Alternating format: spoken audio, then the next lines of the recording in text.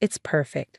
My sister Amanda squealed, her perfectly manicured hands clutching her iPad as she showed everyone the Maldives resort photos. Private beaches, infinity pools, and the most amazing spa packages.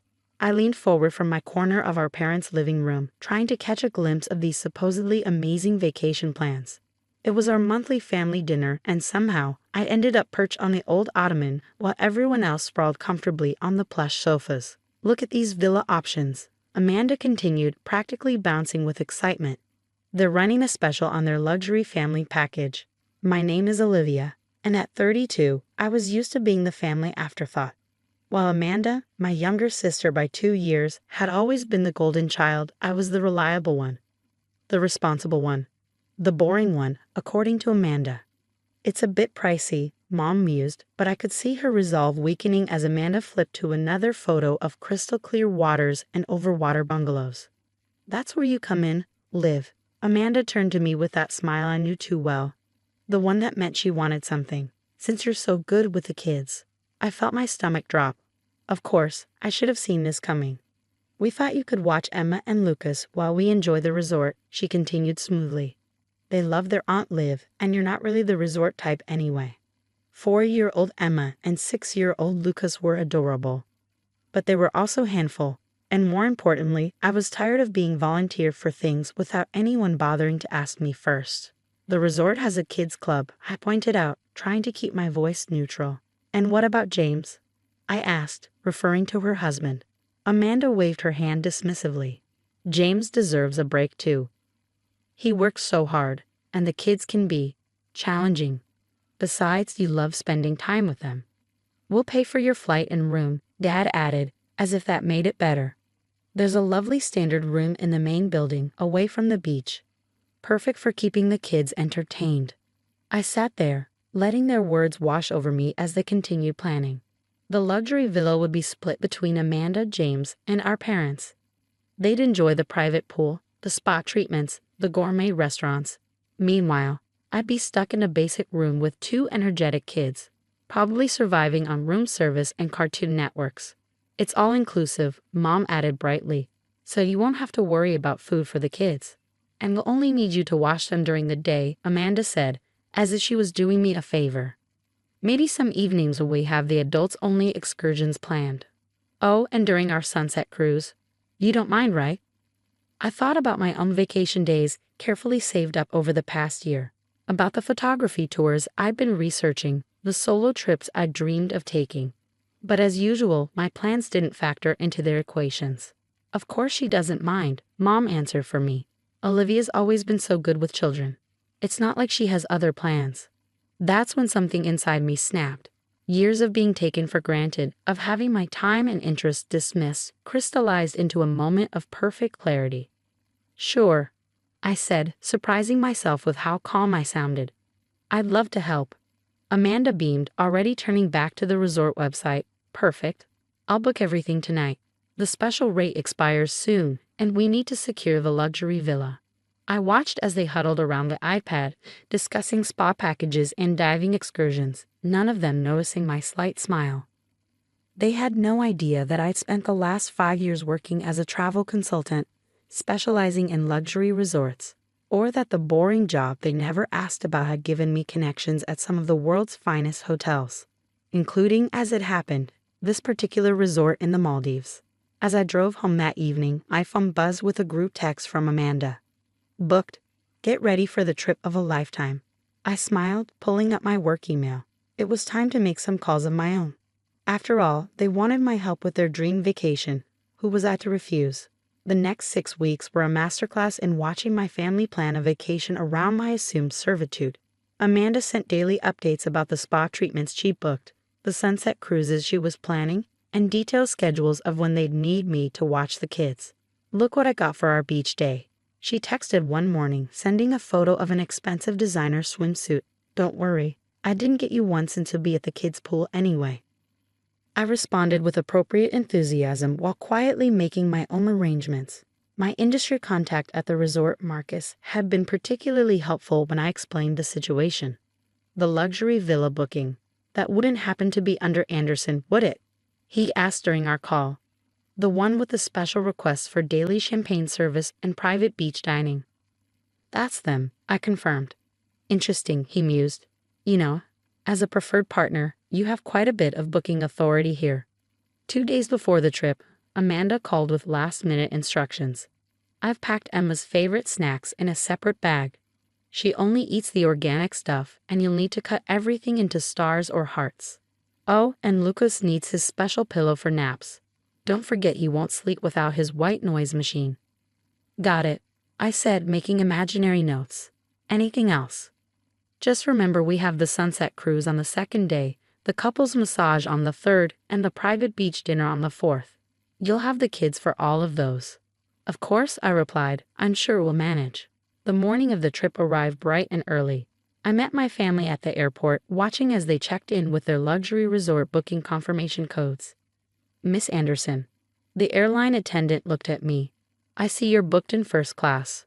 Would you like to check in now? The look on Amanda's face was priceless. There must be a mistake, she said quickly. Olivia's supposed to be in economy with the kids. No mistake, I smiled. I made my own arrangements. Before she could respond, her phone pinged with an email from the resort. I watched as she read it, her face growing increasingly pale. There's a problem with our villa booking, she stammered. It says it's been canceled. Oh, that's unfortunate, I said, adjusting my carry-on bag. You might want to check your spa reservations too, and the sunset cruise. I hear those can be quite tricky to rebook during peak season. What did you do? Amanda demanded, her voice rising. I helped with the vacation planning, I replied simply. Just like you wanted. By the way, I should mention, I won't be able to watch the kids after all. I've booked myself into a different resort on a private island. The photography there is supposed to be amazing. Mom and Dad rushed over, their faces concerned as Amanda showed them the cancellation emails. But we'll lose our deposit, Mom sputtered. Actually, I said, as a luxury travel consultant, oh, did I never mention that's what I do? I was able to get that refunded. You'll see it in your account in 3 to 5 business days. You're a what? Dad asked, finally looking at me properly. A luxury travel consultant. I plan high-end vacations for clients. I've been doing it for 5 years now, not that any of you ever asked. The realization of what this meant slowly dawned on their faces. All those connections, all those exclusive bookings they'd been so excited about. I could have helped them properly if they'd just asked instead of trying to turn me into their personal babysitter. But what about the kids? Amanda asked weakly. I took the liberty of booking them into the resort's award-winning kids program, I said. Full-day activities, trained child care professionals, amazing facilities. Much better than being stuck in a basic room with their aunt. James can thank me later. Speaking of James, my brother-in-law was looking at me with something that might have been respect. He'd never been fully comfortable with how his wife and my parents treated me. My flight's boarding soon, I said, checking my watch. I hope you all have a wonderful trip. I know I will. The photos started flooding into our family group chat 3 days into the vacation, not from Amanda or my parents, but from James. Pictures of Emma and Lucas having the time of their lives at the kids' club, building sandcastles with other children, learning basic snorkeling in the shallow pools, and creating local crafts. The kids' program is incredible, he texted privately. They're actually enjoying themselves instead of being cooped up in a hotel room. I should have stood up to Amanda about this earlier. Meanwhile, my parents and sister had been downgraded to standard rooms, their luxury villa booking irretrievably lost. The spa was fully booked, the sunset cruise canceled, and their dreams of a private beach dinner replaced with regular restaurant reservations. This is all your fault. Amanda had texted on their first day. You ruined everything. I didn't respond. I was too busy enjoying my own paradise. My resort, a boutique property on a neighboring island, was everything I'd dreamed of. I spent my mornings photographing spectacular sunrises, my afternoons exploring coral reefs, and my evenings editing photos in my overwater villa. On day 5, I received an unexpected call from Mom. Olivia, she said, her voice uncharacteristically hesitant. I've been looking at your Instagram. I've been posting daily photos of my adventures, something my family had apparently never bothered to follow before. They're extraordinary, she continued. I had no idea you were so talented, or that this was what you did for a living." "You never asked," I replied simply. The silence on her end spoke volumes. "We've been terrible, haven't we?" she finally said. "Taking you for granted, assuming you just go along with whatever we planned. I saw the rates for the villa you're staying in. You're doing really well for yourself." "I am," I confirmed. "I've built a successful career, Mom. I help people plan amazing vacations, the kind where everyone gets to enjoy themselves, not just some of the family." I heard her sigh. "Your father and I, we owe you an apology. And Amanda, well, she's struggling with some realizations of her own." As if on cue, my phone buzzed with another message. It was a photo from James, Amanda sitting on their standard room's small balcony, looking at my latest Instagram post with tears in her eyes. "She finally gets it," his message read. "What it feels like to be left out, to have your vacation dreams dismissed. The kids keep asking to show her their crafts from the club, but she's too embarrassed to admit you arranged something better than she could." The next day, I received an email from Amanda. No accusations, no demands, just 3 simple lines. "I'm sorry. I've been a terrible sister. Can we talk when we get back?" During their final days at the resort, something shifted. James started bringing the kids to the main restaurant for dinner, where my parents and Amanda would listen intently to their excited chatter about their daily adventures. They went on family snorkeling trips, built sandcastles together, and actually spent time as a family instead of splitting up for adult-only activities. On their last evening, Mom sent me a photo. They were all on the beach, Amanda, James, the kids, and my parents, smiling genuinely at the camera. "Wish you were here," she wrote. "Really here, as part of the family, not as our convenient childcare solution." I smiled, looking out at my own spectacular view. "Maybe next time," I replied, "if it's properly planned, with everyone's enjoyment in mind." When they returned home, things were different. Amanda showed up at my apartment with a bottle of wine and tears in her eyes. We talked for hours, really talked, for the first time in years, about my career, my passions, her assumptions, and her regrets. "I don't know when I became this person," she admitted. "So entitled, so dismissive of you. Those days at the resort, watching the kids have the time of their lives in a program you arranged, it made me realize what an amazing aunt you've always been, and what a terrible sister I've been in return."